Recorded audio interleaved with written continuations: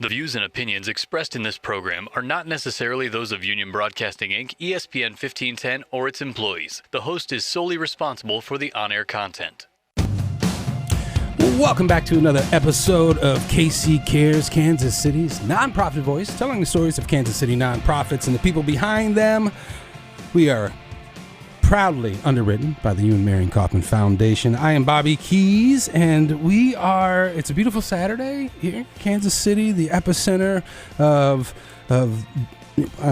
I guess we kind of consider it maybe the world, but obviously United States. And then, with that, it's kind of like the heart. That's why we have so many nonprofits, over 8,000 nonprofits in the Kansas City area, and we try and get as many of them on as possible.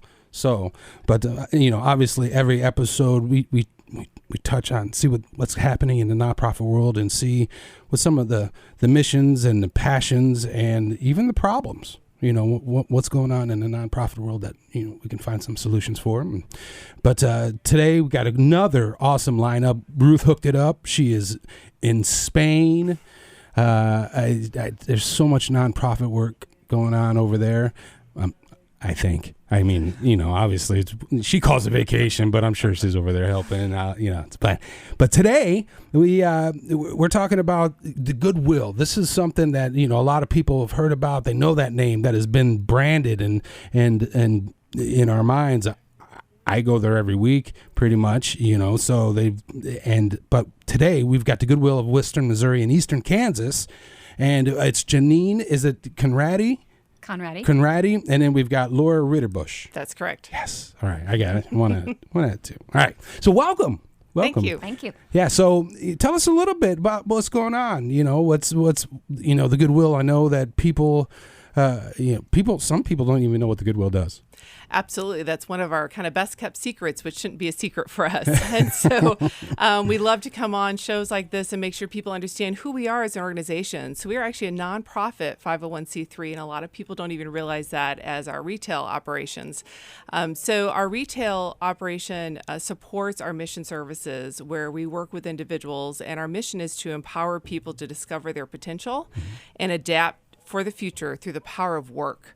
And so it's all about helping people find jobs, discover what they're really good at, and help them connect to employers in our community to help them be successful. Wow. Okay, so that really catches me off guard, right? Because I had no idea that was your mission, your goal. Yeah. A lot of people just know, I just go there and I can donate or I can pick up, because I go shopping, just get some good clothes. My daughter loves it. So, but your job is that's your goal, is to find work. Absolutely. And it's for people of varying abilities, and most of the people we serve have different barriers to employment that have somehow held them back over their lifetime. And so, in interjecting ourselves into their life to help them figure out what are their next steps and how do we help them be successful. And so you guys, is this like a program within your program that you have and you help people get back? Is it like, what does that look like? Yes. So we have, I would say, some layers of programming that take place on a regular basis. So this last year, we have taken our opportunities for digital skills training and learning more about how do you interact with coworkers, what we call essential skills, and we've taken that show on the road, so to speak. So we have taken a mobile digital van, and we go out to different community partners, and we provide some basic training opportunities. For those that have more of a significant barrier, we have specialized programs and opportunities for those individuals. So one unique partnerships that we have set up is with some of our local high schools with students with disabilities that work at an employment location, an employer in the community, and they learn a skill, and the goal is to get them hired there. So they work at places like the VA Hospital, Hospital Hill, LMV Automotive up in Liberty. And we have a lot of different opportunities for those students to learn those skills. And so this mobile digital van, so what is that? What is that like? I mean, is it like you just got computers in it? Is it like sci-fi? And you got like a big satellite on top? It's not quite that big. All right. It is not yet. We're getting there. Absolutely.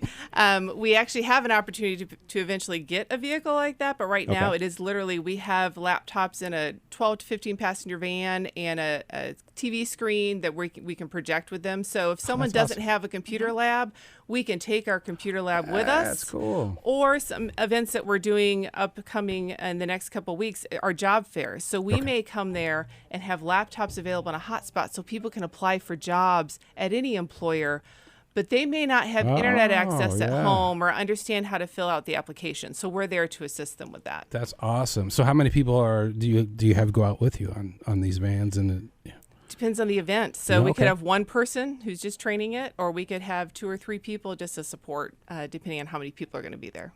Well, that's pretty cool. And then, you were talking about some of the barriers that that you help people with. You had mentioned disabilities. What are some of the other barriers that you help people with? What is that they face? So transportation is always a big barrier. Okay. And so we actually have been supporting KCATA in their initiative to have free fare, because that would really support a lot of people in our programs. We also have people with that are returning citizens from the prison system. So they've had some sort of criminal history. And so we support those individuals in finding jobs, as well as just how do you acclimate to the work world when you haven't been in it for a while. Right. It's very different. Older workers, single moms, it just kind of runs the gamut. So when someone walks in, we just ask them what's going on and how can we support you through that. And then how does, I guess, if you're facing one of these barriers, do you just kind of walk in and talk and say, hey, I need help? And Yes. Yeah, so you can walk in, or there's actually an online referral form. Okay. So if they go to our website, they can fill out an online referral form, and someone will follow up with them. Now, and Jeanine, a lot of, you're the development manager, right? Is that what I'm the fund development officer. Okay. Yes. And then, so what does that, I guess, kind of tell us what that looks like? I mean, with what your new mission is, or what your, I guess, it's not new, right? It's new. I mean, not new. It's new to me. I gotta get. Of course, I'm the center of the world. No, I'm kidding. But so the new mission, or the old mission, and your job is to what with that, Okay, so we are an organization that's 126 years old. Yeah. So like we were talking about before, a lot of people don't truly know who we are and what we're doing. So number one, this year, with our vision being together, we build sustainable and prosperous communities. We are really trying to tell people and really tell our story about who Goodwill is, what we are, and the heart of Goodwill, and our stories of our mission, our stories of our individuals, like Laura was telling you about, those that have faced barriers to employment. It's about their courage. It's about finding their strength. It's that story of the single mom, or that story of, someone who's 68 years old who didn't know that they could get a job anymore, but they can. They can get a job with the help from Goodwill, finding those essential skills or those digital skills again. So it's finding, again, that strength. So there are so many opportunities with Goodwill. So it's more than just fundraising. Yeah. It's helping to get our story out. Right now we're doing something called the Real Goodwill. So we offer tours all throughout the month that individuals can come in for 60 minutes and learn more about our story. And the only thing we ask is that you give us that 60 minutes of your time and then go out and spread the word more about what it is that we're doing. So then you'll know that we're more than just a thrift store. See, I love that, because, my background is, video, and then branding and messaging and communication. And in the nonprofit world, I think, even in the small business world, I know corporate world too, that message, that story, that is kind of like the thread that gets lost. And that's where people start to drift and who are you? And even passing that down from employee to employee, and making sure that people understand what you do. Nonprofits can learn from that. That's all. I love that aspect of it. And even because to me, or not to me, even just in research, you have to communicate your impact, to reach people and to keep people engaged with you. And that's where that story comes in. Right.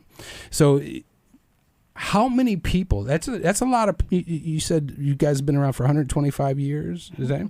And you got to come in and you got to re-wrangle your mission and your brand and communicate that to everybody. How many people are involved in the corporation and the organization? That you have to. You're the chief mission officer, right? You got to make sure. You got to make sure that's. You have you get them up against. What's the mission? What's the mission? We probably don't treat people that way. But it is. So I've actually been really excited about our new way that we're sharing the stories by having people come in, because that's the struggle of every Goodwill across the country. Every Goodwill across the country, we talk about, we don't seem to be able to change the viewpoint or understanding in a big way of what we do as an organization. And so by getting people in and hearing the stories of people who we've served that, like Haley, who was a student at Liberty High School, and she was working in a food area, coffee shop at the high school, but we introduced her to manufacturing at an automotive plant. That's awesome. She fell in love with it. And she's doing great there. She's full-time employed and making way more than what she would have done going into, where she was originally going to be trajected to. Mm-hmm. And so for people to hear those stories and understand that it's important that we invest in people in a significant way if we're ever going to help people get out of that poverty cycle or get above that poverty line. It's got to be an investment. Mm-hmm. And many times our funding sources that are maybe a government funding source, they only go so far. And so Jeanine's role in helping to tell the story and that fundraising helps us supplement those funds along with our retail store. So the fact that you shop and you donate weekly, that's great, because the success of our stores helps support the success of our mission. Yeah, that's awesome. That is just that makes me feel even better about going and shopping there, because you don't realize what the story behind the Goodwill, and I think that has been lost. And so Haley, she's working at, you were talking about the automotive up north, LMV. Yes. LMV. So how does that work? How'd you get involved with them, or what do those partnerships look like? So how that usually starts is we had another employer relationship in downtown where there's a government funding entity that helps support some of these programs. And so we identified Liberty High School, said we want to do something different with our transition age students and help them be successful. And so we have something that may work if we find a good employer partner. And so LMV Automotive or Magna Industries has been instrumental, and they really want an inclusive work environment. So they were a natural partner for us. So it took probably 9 months to a year meeting together, talking about what the program would look like. They have a teacher on site. We have a skills trainer on site to support the students that are there.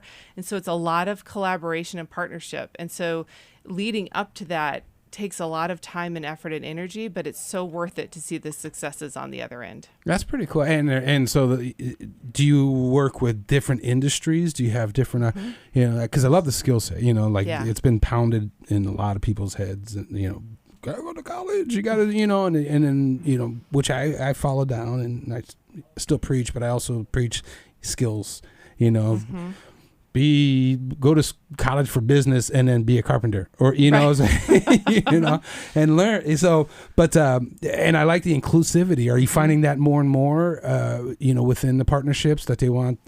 Absolutely. And it's not only inclusivity, they need a workforce. Yeah, absolutely. Kansas City has a very low unemployment rate. And so if they're not tapping into all the potential workers, they're going to be short-staffed. And so we're providing that opportunity where we have that untapped market. That's awesome. And then how would Haley, people like Haley, was she just picked? Was she random? So at the Liberty High School, we talked to the teachers there. We talked to the parents. We allowed those students to come tour at the location. And so it was a decision made between the school, Goodwill, the parents, the students, making sure it was a good fit for that person, along with vocational rehabilitation, who's our partner that is providing the funding for that program. So how can people find out more? Where can they go? Well, number one, they can go to our website. Okay. And we are at www.mocangoodwill.org.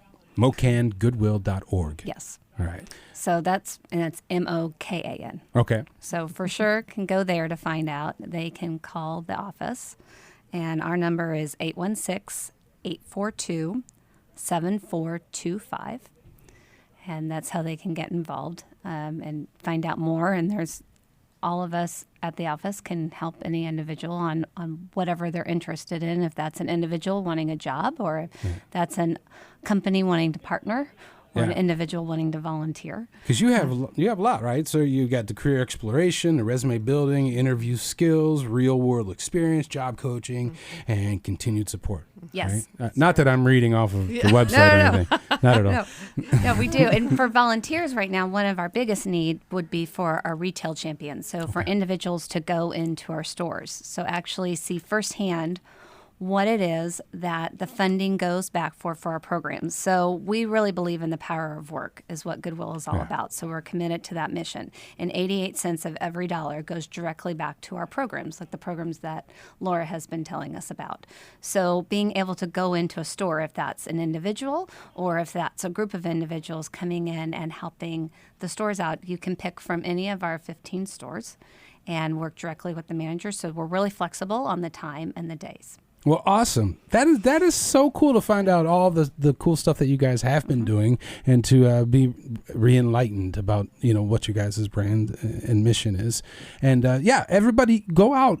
Now you have a renewed vigor. Go out and support Goodwill, help support, the power of work. Right? Yeah. You can find out more at mocangoodwill.org,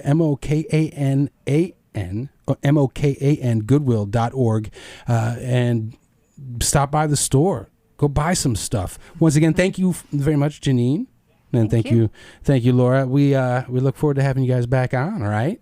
Thank you for having us. All right, we appreciate it. You're listening to KC Cares, Kansas City's nonprofit voice.